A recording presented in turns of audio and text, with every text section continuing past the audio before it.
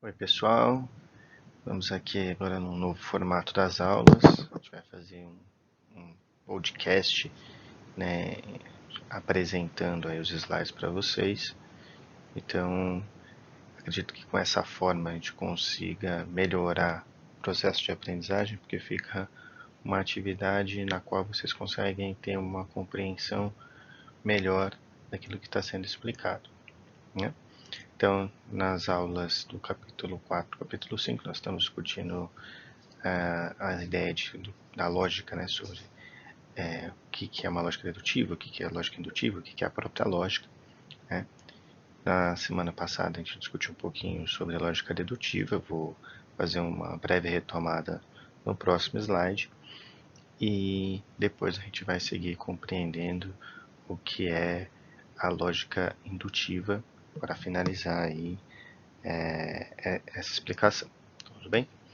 Fiquem atentos às atividades, aos trabalhos que serão pedidos, para a gente conseguir resolver todas as ações propostas para essa semana.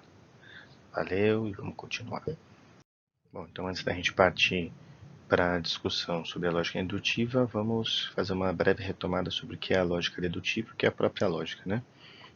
A gente pode dizer que pensar logicamente faz parte da maneira como há uma compreensão na filosofia pela qual processa o nosso conhecimento, pela qual o nosso cérebro compreende as coisas, né? Ainda que no primeiro momento a resposta chamada de como a razão compreende as coisas. Então, é muito importante compreender que dentro dessa lógica dedutiva, ela se baseia na ideia de que nós partimos de premissas, né? Premissas essas que são sempre das mais gerais para as mais específicas, de modo que eu consiga chegar a uma conclusão. Essa premissa da qual se parte, essa premissa mais geral, é o que nós chamamos de axioma, né, ou princípio. É aquela pedra fundamental na qual você parte para chegar a expor as suas ideias. Se esse primeiro axioma ele é fraco, ele é falho, toda a lógica do raciocínio pode estar comprometida.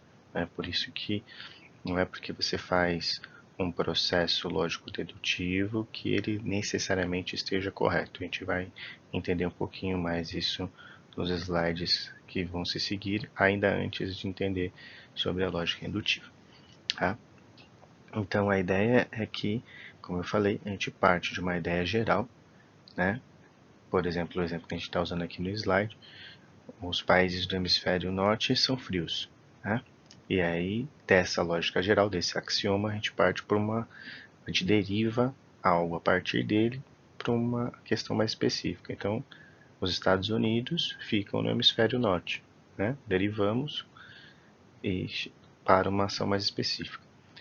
E aí a gente chega a uma conclusão lógica, né? Se os países do hemisfério norte são frios e os Estados Unidos ficam no hemisfério norte, logo os Estados Unidos é frio, beleza? Essa forma de pensar, como a gente já viu, ela vem desde os filósofos antigos, daí é uma proposta de análise de como a razão funciona, apresentada por Aristóteles e que segue enquanto uma forma de lógica até os dias de hoje. Né? Ela é conhecida pelo nome de silogismo. Né?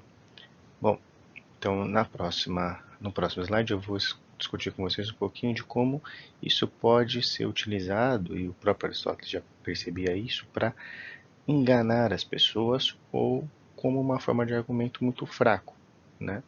Então não é porque é lógico que é verdadeiro, ok? Para ser verdadeiro tem que se basear num axioma, numa premissa verdadeira, tem que se basear em ideias e análises concretas ou ideias e análises profundas, né, da realidade da qual se está estudando, tá bom? Vamos para o próximo slide então. Bom, gente, aqui a gente vai ver como que a lógica pode ser usada ou para confundir ou para enganar, ou mesmo porque a pessoa pode ter pensado de forma equivocada e sai fazendo inquirições, argumentações sobre algo de forma completamente errônea. Né? Quando isso ocorre, a gente diz que esse argumento é uma falácia, ou seja, que esse argumento é falho, que esse argumento, apesar de lógico, não faz, de uma lógica aparente, ele não faz sentido em si. Isso pode acontecer, seja porque eu me baseio em falsas premissas, isso pode acontecer porque eu pego premissas verdadeiras e estabeleço uma relação com elas que não existe, por exemplo, como a gente vai usar aqui no exemplo desse slide, né? E eu posso dizer que existem muitas formas de falácias, né? A gente não vai conseguir ver todas elas, basta a gente entender nesse momento que a falácia é quando eu utilizo a lógica, seja para eu tentar enganar o outro, estabelecendo relações que não existem, ou quando eu mesmo estou me enganando por não compreender a realidade da maneira como ela é, uma vez que eu estou fazendo relações teóricas que também não fazem sentido. Por isso é importante para o filósofo o pensar sistemático, é importante para o filósofo o pensar rigoroso, para que ele não incorra nesse tipo de erro, né? Para ficar mais claro, quando a gente fala de premissas verdadeiras, mas que não têm relação entre si, a gente pode pegar a brincadeira do exemplo, né? Quando eu falo o mar é de água e sal, a bolacha é de água e sal, eu estou estabelecendo uma relação entre duas coisas, né, nas quais a afirmação em si é verdadeira, mas que não há uma relação entre elas. Porém, quando eu estabeleço uma relação entre elas, eu crio uma conclusão que é uma conclusão irreal, né? Logo, o mar é uma grande bolacha. Então, é possível ser feito isso, e apesar daqui o tom ser jocoso, o tom ser de brincadeira, isso muitas vezes pode ser utilizado, por exemplo, na política, como uma forma de você vender um argumento, de você apresentar um argumento para que as pessoas acreditem nisso, né? E agora, em épocas de pandemia, em épocas de doença se alastrando, é uma coisa muito perigosa, porque a gente pode, né, estabelecer relações assim como estavam ocorrendo, né, de pessoas que falam, olha, então a culpa é dos chineses porque eles comem certas coisas, ou a culpa é dos chineses porque eles têm interesse X, interesses Y.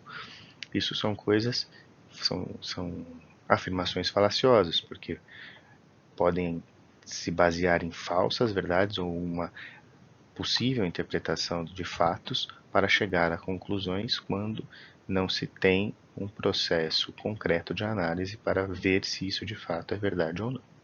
Tá certo?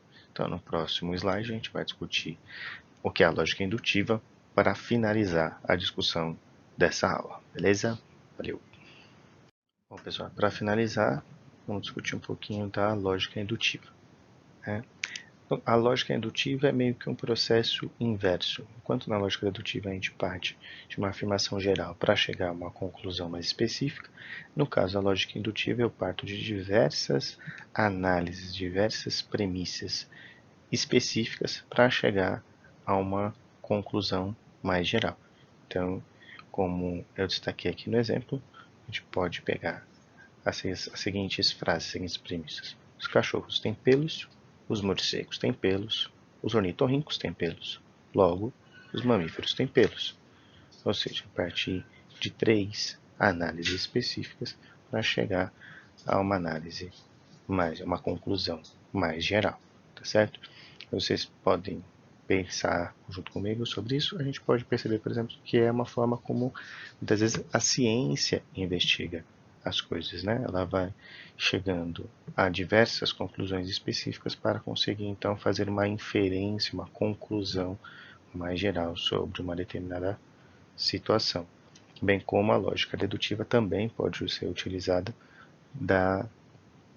pela ciência, uma vez que eu posso pegar um objeto mais geral, buscar decompô-lo em partes para compreender as suas partes, para assim também conseguir chegar a uma conclusão, né? Então, quando a gente está falando de lógica, a gente não está falando só da maneira como a gente processa o pensamento, está falando da maneira como a gente conhece as coisas. Por isso que essas duas formas de lógica não são as únicas, mas são as mais básicas, as mais fundamentais quando a gente está falando de lógica, nos ajudam aí a compreender também um pouquinho da teoria do conhecimento, tá certo?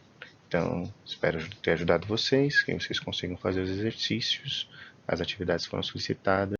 E é isso, pessoal, uma boa semana, lave as mãos, se protejam e vamos lá. Bye, bye.